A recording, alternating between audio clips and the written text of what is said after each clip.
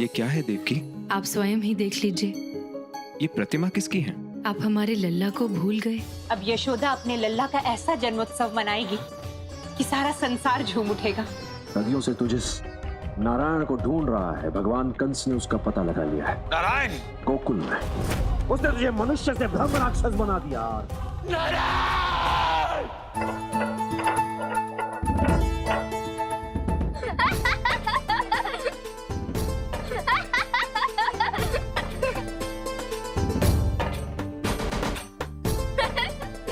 कान्हा के सखाओ, कान्हा के जन्मोत्सव के अवसर पर मैंने तुम सब के लिए विशेष वस्त्र बनवाए हैं। कल तुम सब यही पहनना ताकि सबको समझ में आ जाए कि तुम सब कान्हा के विशेष मित्र हो। और कान्हा, तुमने तो मैया को बताया ही नहीं कि तुम अपने जन्मोत्सव के अवसर पर कौन कौन से पकवान खाना चाहते हो। मैया, मैं तो वही खाऊंगा जो मेरे सखा खाएंगे। और तुम्हारे सखा क्या खाएंगे? काकी, मुझे खोए के पेड़े बहुत प्रिय हैं। काकी, मैं तो मालपुए खाना चाहता हूँ। ठीक है। काकी, हम तो वही खाते हैं जो कान्हा खाता है, किंतु कल जन्मोत्सव है इसलिए हम खीर खा लेंगे।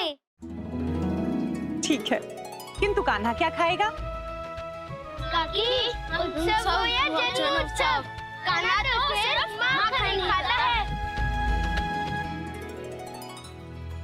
यशोदा, तुमने मुझसे तो पूछा ही नहीं कि मुझे क्या प्रिय है।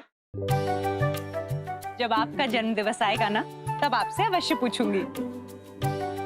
नंद जी, आपने हमारे कुलगुरु ऋषिवर गर्गाचार्य को आमंत्रित किया? तुम चिंतित न हो, मैं स्वयं उन्हें निमंत्रण देने जाऊंगा और वो कान्हा को अपना आशीर्वाद देने अवश्य आएंगे।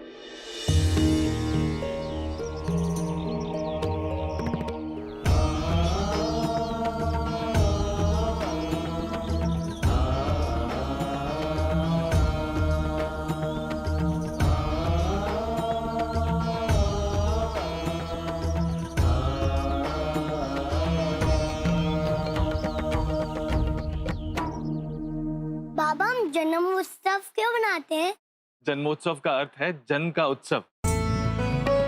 जब माता पिता के यहाँ संतान पैदा होती है तो वो अत्यंत प्रसन्न होते हैं और ये उनके जीवन की सबसे बड़ी प्रसन्नता होती है। जन्मोत्सव मनाकर वो अपनी संतान के साथ ये सारी प्रसन्नता बांटते हैं। किंतु बाबा, तो माता पिता की बात हुई, तो इससे संतान को क्या लाभ? इससे संतान को ये ज्ञात होता है कि माता पिता अपनी संतान से कितना प्रेम करते हैं और उनकी संतान उनके लिए सबसे महत्वपूर्ण है। हाँ कान्हा, और महत्वपूर्ण होने की ये भावना संतान को प्रसन्नता देती है, जिससे वो अपने परिवार और अपने गांव को प्रसन्न रखता है। अर्थात हमारे जीवन का एक ही उद्देश्य सबके दुखों को दूर करना और प्रसन्नता बांटना। हाँ बिल्कुल। और हम जीवन के उद्देश्य को ना भूलें, इसलिए हम जन्म उत्सव मनाते हैं। नारायण नारायण। प्रभु, जन्मदिन तो सभी मनाते हैं, किंतु मैया यशोदा और नंद बाबा ने सही मायने में जन्मदिन मनाने का उचित कारण दिया है। प्रसन्नता से भरा मनुष्य सुख और प्रसन्नता का संचार कर सकता है। केवल इतना ही नहीं देव ऋषि, जन्म दिवस की प्रसन्नता अपने पुत्र के प्रति माता पिता का निस्वार्थ प्रेम आने वाले जीवन में मनुष्य को न केवल निस्वार्थ कर्म करने के लिए प्रेरित करता है, अपितु उसके अवचेतन मन में धर्म, प्रेम और सत्य की स्थापना भी करता है।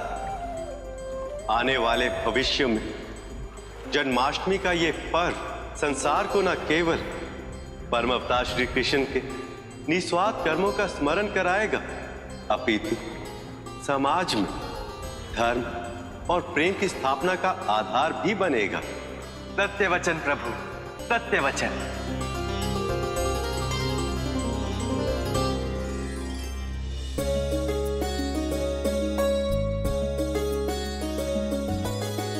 जन्म दिवस कान्हा का आयो, जन्म दिवस कान्हा का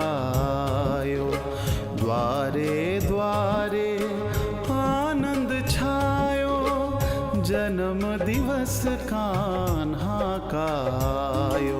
ब्रजमंडल का ये उजियारा सबको लगे प्राणों से प्यारा। मुग्ध है जिस पर गोकुलवासी गोपिया कान्हा के रंग राशि। हे यशोदा के परम दुलारे, हे यशोदा के परम दुलारे। नंद के आँखों के तुम तारे, मनमोहन मन मोहन वाला। गौ प्रेमी ग्वाला गोपाला।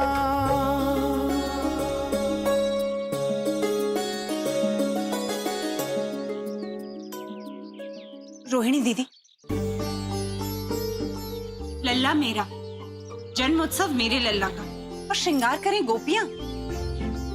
यशोदा, गोपिकाएं चाहे कितना भी श्रृंगार क्यों न कर ले हमारे कान्हा, किंतु जब तक मैया स्वयं अपने हाथों से कान्हा के मस्तक पे मोरपंख नहीं लगा देती, तब तक कान्हा का श्रृंगार पूर्ण कैसे होगा?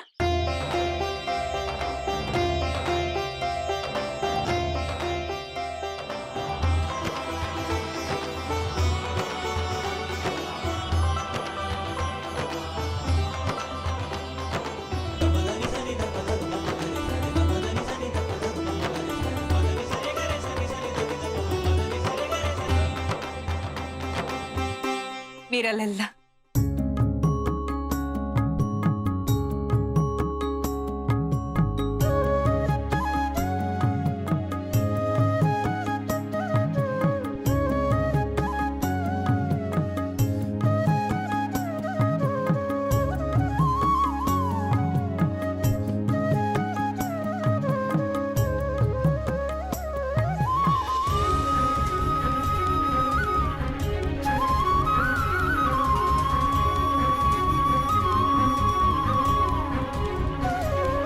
मेरे लल्ला को किसी की बुरी दृष्टि ना लगे।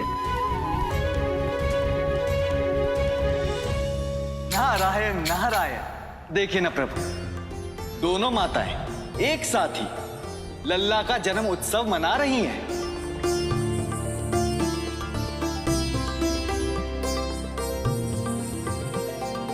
प्रणाम गुरुवर। गुरुदेव, आप समस्त यदुकुल के आचार्य हैं और आप हमारे कान्हा के जन्मोत्सव पर पधारे, हम धन्य हो गए। नंद, तुम्हारे कान्हा का जन्म अत्यंत शुभ और दुर्लभ घड़ी में हुआ है। ऐसे दुर्लभ बालक के जन्मोत्सव में सम्मिलित होना हमारे लिए भी सौभाग्य की बात है। आई।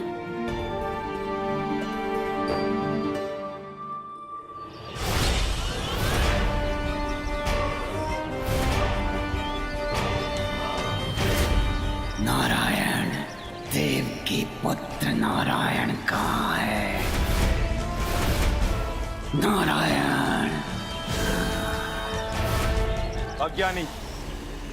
अज्ञानी है ये। इन्हें देवकी के 8वें पुत्र के बारे में कुछ ज्ञात नहीं।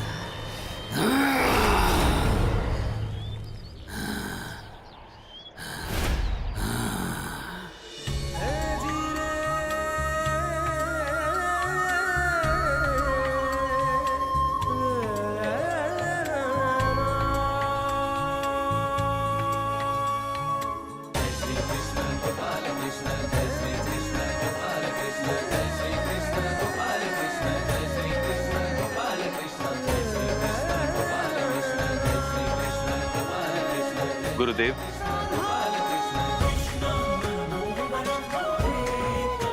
कान्हा का 5वां जन्मोत्सव संस्कार आप अपने शुभ हाथों से कीजिए।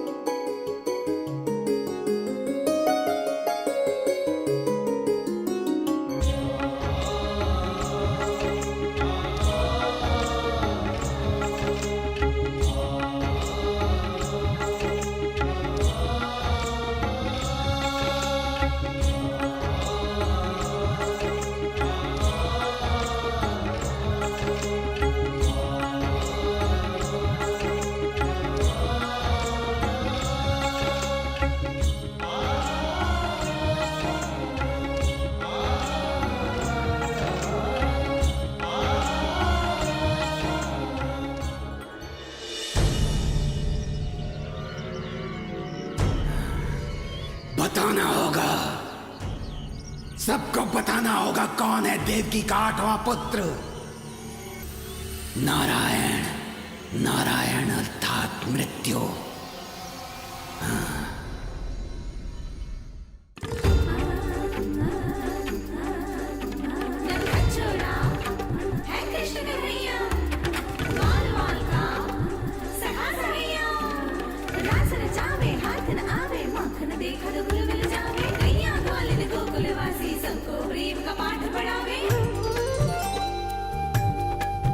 तेरो जन्म दिवस ये कान्हा आनंद पार है लायो। तेरो सुंदर छवि देखत ही उर्चित वन खिल जायो। तू है गोकुल का उजियारा, तू है नंद बाबा का प्यारा। बड़ी धूमधाम तेरे द्वारे सारा गोकुल करने आयो। कान्हा का प्रेम अति भायो, कान्हा का प्रेम अति भायो, कान्हा का प्रेम अति भायो, कान्हा का प्रेम अति भायो। सबको मरना ही होगा।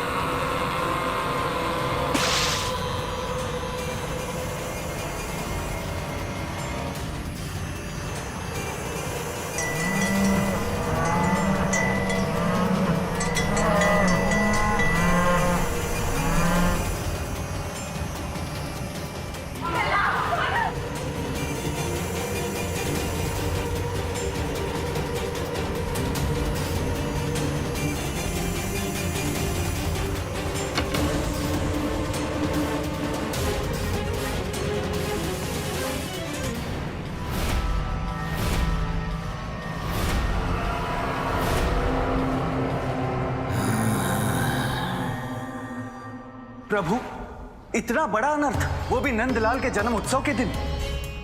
कुछ कीजिए प्रभु, कुछ कीजिए। मैया, मैया उठो मैया, मैया, बाबा उठो बाबा, बाबा, बाबा, काकी उठो काकी, काकी। गुरुदेव उठिए, गुरुदेव, गुरुदेव देखिए सब सो गए, उठिए गुरुदेव।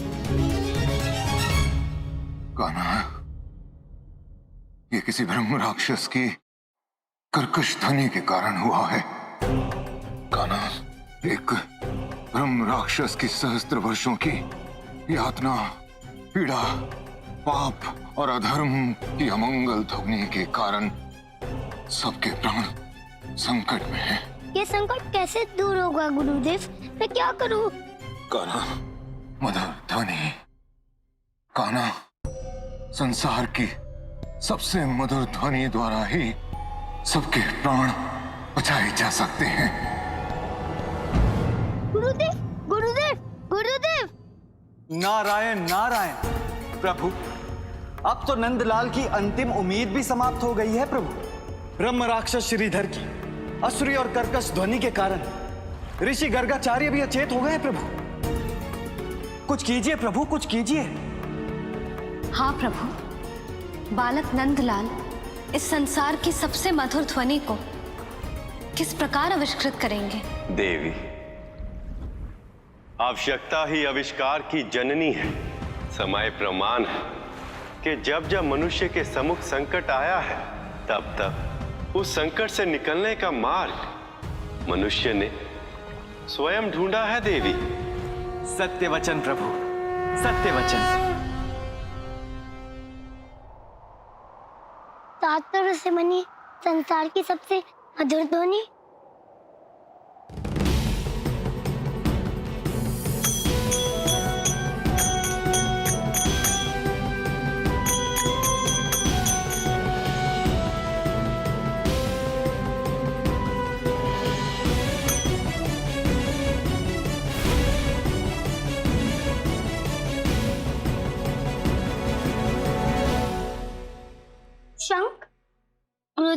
ऋषि शंख की ध्वनि के बारे में कह रहे होंगे।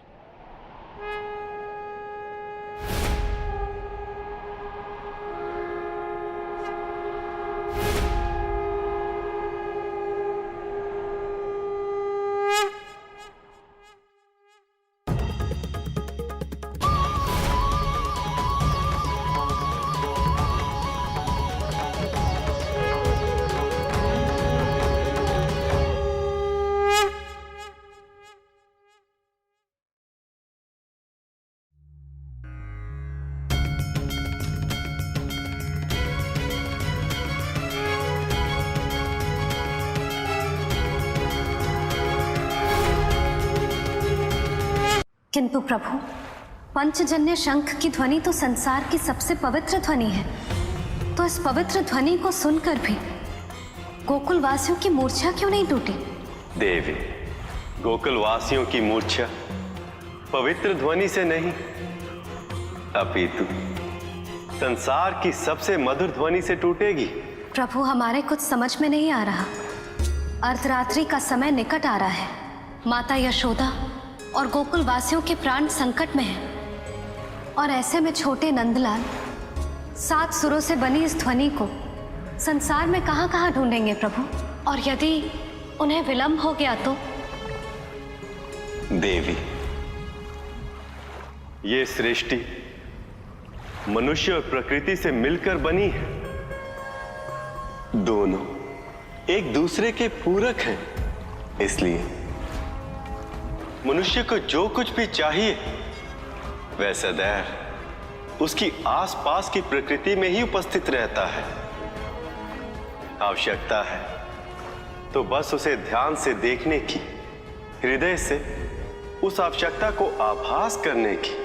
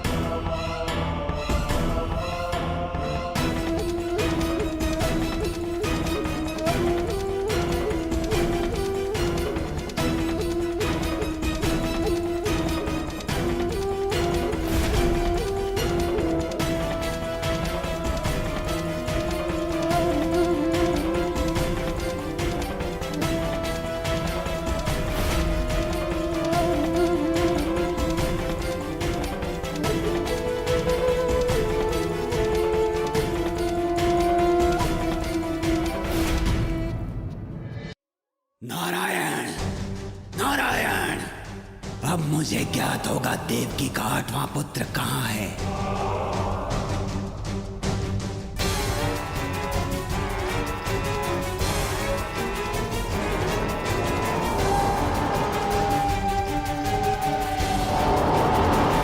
इनमें कोई नहीं है देवकी का 8वां पुत्र। नारायण,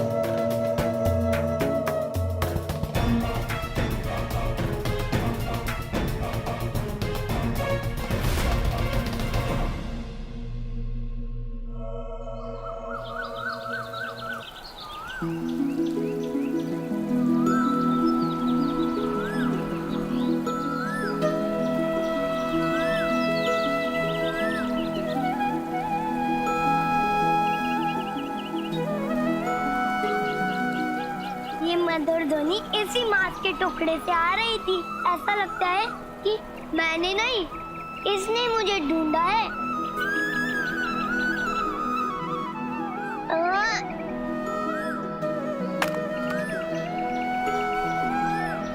मैया कहती है जो प्रकृति में होता है वही हमारे भीतर है। लगता है मुझे संसार की सबसे मधुर ध्वनि निकालनी होगी।